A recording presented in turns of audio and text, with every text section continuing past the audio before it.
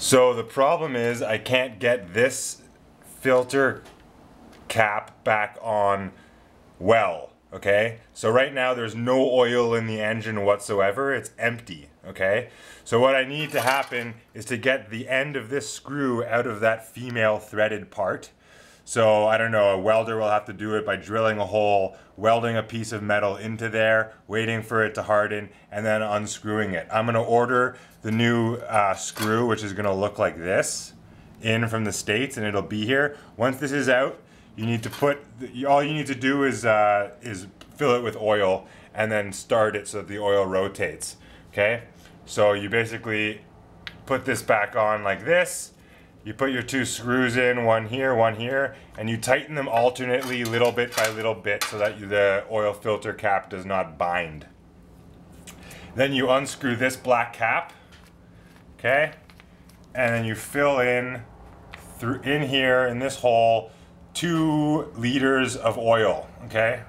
Anyways, this isn't complicated. It's all in the manual, which is over here on this shelf in this black bag.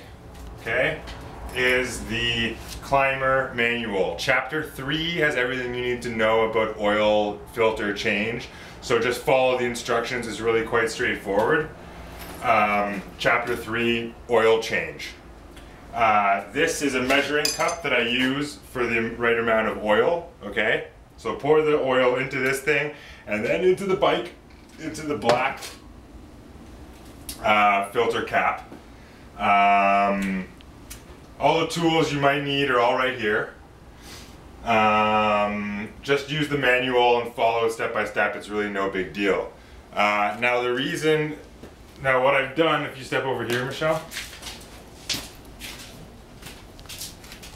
Now the reason why I want this to happen is that I don't want the engine to be dry for more than 3 months. Now in the case I don't come back, it's got to be full.